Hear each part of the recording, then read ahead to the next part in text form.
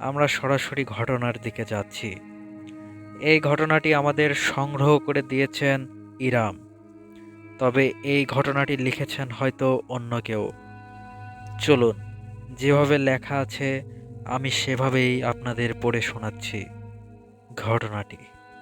আসসালামু আলাইকুম মাহি ভাই, আমি ইরফান ইসলাম ইরাম লিখছি রংপুরের আইডিয়াল মোড় থেকে।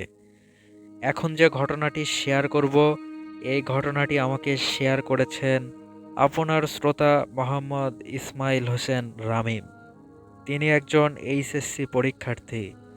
লেখার মধ্যে ভুল হলে বা শব্দ চয়নে ভুল হলে ক্ষমা সুন্দর দৃষ্টিতে দেখবেন। আমি মোহাম্মদ ইসমাইল হোসেন রামিম। আমার বাসা মিরপুর, ঢাকা ১২১৬। আমার বাবা পেশায় সাংবাদিক। বাবার সাংবাদিকতা পেশায় নিয়োজিত থাকার কারণে ঢাকার বাইরে বেশিরভাগ সময় থাকেন। ২০১৪ সালের সেপ্টেম্বর মাসে ঘটনার সূত্রপাত আমার বোনের সাথে। আমার বোন স্বভাবতই একটু অলস প্রকৃতির। একদিন মাঝরাতে রুম থেকে অনামিকা আপুর কাঁকুনির শব্দ পেয়ে আমরা সবাই তার রুমে যাই। রুমে গিয়ে দেখি আপুর শরীরে অনেক জ্বর। আপুর মুখ, হাত পা নীল বর্ণ ধারণ করেছে। পরিস্থিতি খারাপ দেখে দ্রুত তাকে হাসপাতালে নিয়ে যেতে হয় এবং কেবিনে ভর্তি করাতে হয়। আপুর হাসপাতালে ২ দিন চিকিৎসা চললেও শরীরের কোনো উন্নতি হয় না। আপু অনেক অসুস্থ, অথচ টেস্টের রিপোর্টেও সব পজিটিভ আসছে। ডাক্তাররা রোগ নিয়ে দ্বিধায় পড়ে যান। প্রকৃতপক্ষে তারা রোগ শনাক্ত করতে পারছিলেন না। পরদিন বাবা ডিসিশন নিলেন মিরপুরের বাসায় নিয়ে যাবেন। হাসপাতাল থেকে রিলিজ করিয়ে অনামিকা আপুকে বাসায় নিয়ে আসা হয়। ২ দিন বাসাতেই পুরো দমে বিশ্রামে থাকলেন আপু। ডাক্তারের দেওয়া ওষুধ নিয়মিত খেলেন। তৃতীয় দিন রাতের ঘটনা। ঠিক মধ্যরাতে আপুর রুমে ধস্তাধস্তির শব্দ শুরু হয়। আমি সেই শব্দ শুনে আপুর রুমের দিকে যাই। হঠাৎ দেখলাম একটি অদ্ভুত ছায়ার মতো অবয়ব খাটের নিচে ঢুকে পড়ছে। আমি তীব্র ভয়ের মাঝেও ধীরে ধীরে উঠে লাইট জ্বালাই। আর পরক্ষণে লাইট জ্বালানো মাত্রই অবয়বটি রুমের পাশে লাগোয়া বারান্দা দিয়ে ধোয়ার কুণ্ডলি পাকিয়ে নিচে নেমে মানুষের রূপ ধারণ করে। অবয়বটার চেহারা বিমর্ষ, তার চোখ দুটো সাদা, অর্থাৎ চোখের মণি ধূসর। আমি প্রচুর ভয় পেয়ে যাই। ভয়ের চোটে আমার শিরদাঁড়া দিয়ে ঠান্ডা স্রোত বয়ে যায়। আমি দৌড়ে মায়ের রুমে গিয়ে মাকে জড়িয়ে ধরি, আব্বুকে ডাকি এবং সব বিষয়টা খুলে বলি। আম্মু আর আমি আপুর রুমে গিয়ে দেখি আপু আবার জ্ঞান হারিয়েছে। অবস্থা বেগতিক দেখে তাকে আবার একটি বেসরকারি হাসপাতালে ভর্তি করা হয়। আপুর শরীরের অবস্থা গুরুতর হওয়ার কারণে আবারও কেবিনে তাকে নিয়ে যাওয়া হয়। আপুর চিকিৎসা চলতে থাকলো। ৪ দিন ৫ দিনেও তেমন একটা উন্নতি হলো না। রাতের ঘটনা। আপুর মেরুদণ্ডে অস্বাভাবিকভাবে আঘাত হানে এবং তার মুখ থেকে গড়গড় শব্দ হতে থাকে। ডাক্তার এসে কিছু ঘুমের মেডিসিন দেন। কিছুক্ষণ পরে আপু ঘুমিয়ে যান। হাসপাতালের এক পরিচ্ছন্ন কর্মী সুইপার আসেন রুম পরিষ্কার করতে। তিনি বাবাকে উদ্দেশ্য করে বলেন, স্যার, আপনার রোগীর মনে হয় অন্য সমস্যা আছে। আমার বাবা একজন তান্ত্রিক। রোগীর পেছনে এভাবে খামোকা টাকা নষ্ট না করে ভালো কোনো হুজুর বা তান্ত্রিক দেখান। পরিচ্ছন্ন কর্মীর বলা কথা আমাদের মনে ধরে। পরদিন হাসপাতাল থেকে আপুকে রিলিজ করিয়ে মিরপুরের বাসায় আমরা নিয়ে যাই। আকাশ ভীষণ মেঘলা, রিমঝিম ধারায় বৃষ্টি ঝরছে। তীব্র জ্যামে আসাদ গেট সিগন্যালে আমাদের সিএনজি থামে। মিনিট ৫ হবে এক ব্যক্তি সিএনজির পাশে দাঁড়ান। ব্যক্তিটি আমার মাকে উদ্দেশ্য করে কিছু একটা বলতে চাইলেন। সিগন্যালে দাঁড়িয়ে থাকা সেই রহস্যময় ব্যক্তিটি সরাসরি আমার মায়ের চোখের দিকে তাকিয়ে বললেন, মা, মেয়েটাকে নিয়ে কোথায় যাচ্ছেন? ওর ওপর যে ছায়া আছে সেটা কোনো সাধারণ ডাক্তার সারাতে পারবে না। লোকটির পরনে ছিল মলিন পোশাক, কিন্তু তার চোখের দৃষ্টি ছিল তীক্ষ্ণ। মা প্রথমে ঘাবড়ে গেলেও পরে লোকটিকে জিজ্ঞেস করলেন, আপনি কে, আর এসব কেন বলছেন? লোকটি মুচকি হেসে বললেন, আমি করাচির ফকির, অনেক দূর থেকে এসেছি। আপনার মেয়ের মেরুদণ্ডে যে ক্ষত, সেটা কোনো অসুখ নয়, সেটা একটা অভিশাপ।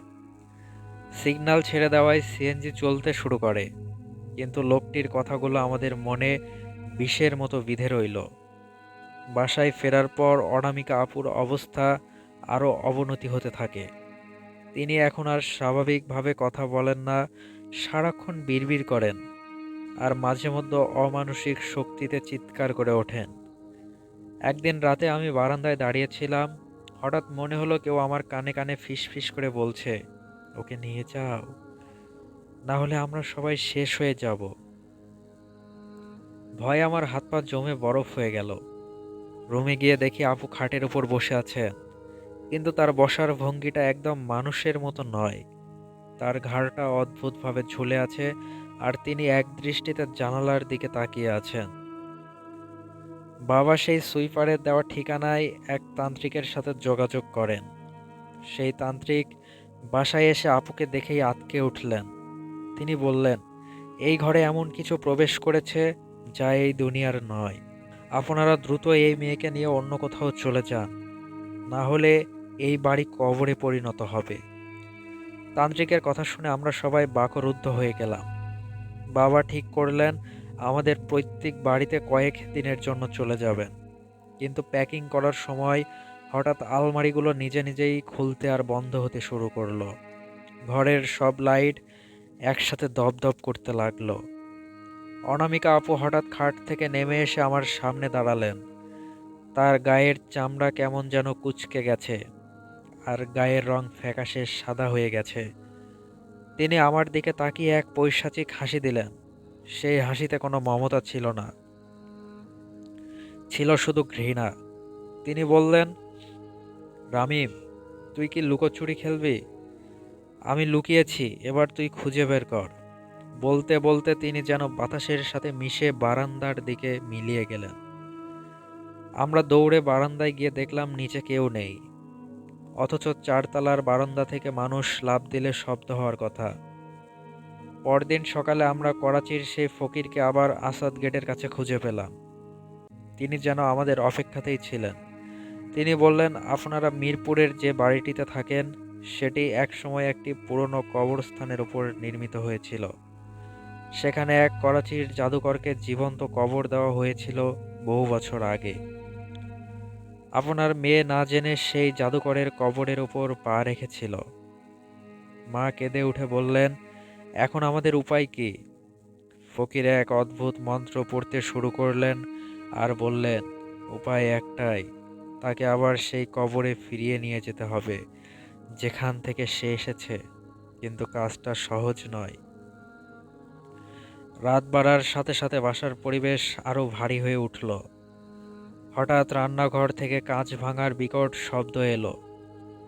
বাবা আর আমি দৌড়ে গিয়ে দেখি সমস্ত থালা বাসন মেঝেতে পড়ে চুরমার হয়ে আছে, আর দেয়ালের ওপর রক্ত দিয়ে লেখা, কেউ বাঁচবে না।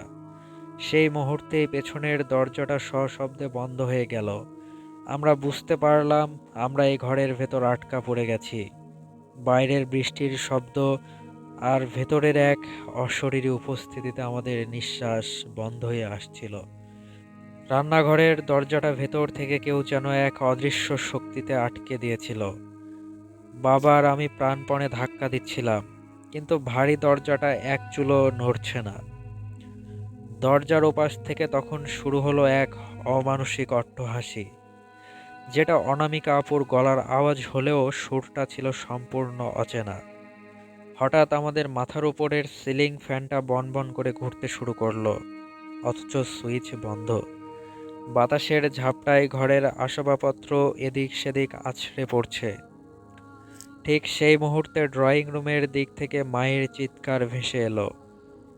আমরা কোনো মতে রান্নাঘর থেকে বেরিয়ে ড্রয়িং রুমে গিয়ে দেখি মা মেঝেতে পড়ে আছেন, আর অনামিকা আপু দেয়ালের একদম ওপরে সিলিংয়ের সাথে ঝুলে আছেন। তার হাত আর পাগুলো মাকড়সার মতো বাঁকানো। তিনি সাদা চোখে আমাদের দিকে তাকিয়ে বিড়বিড় করে করাচি বা সিন্ধি ভাষার মতো কোনো এক অজানা ভাষায় মন্ত্র পড়ছেন। ঘরের তাপমাত্রা তখন হিমাঙ্কের নিচে নেমে গেছে।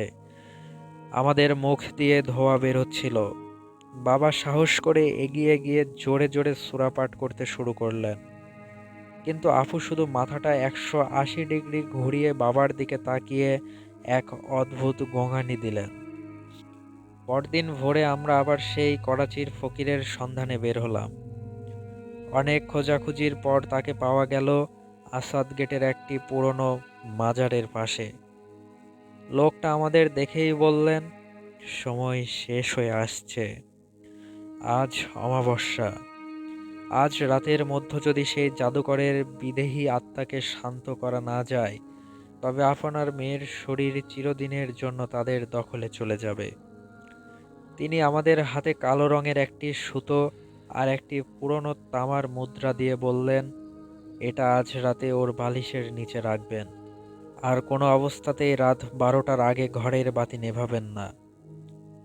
ফকিরের কথা মতো আমরা বাসায় ফিরে এলাম। রাত যত বাড়তে লাগলো বাসার পরিবেশ তত থমথমে হতে শুরু করলো। 10টার দিকে হঠাৎ পুরো এলাকার বিদ্যুৎ চলে গেল।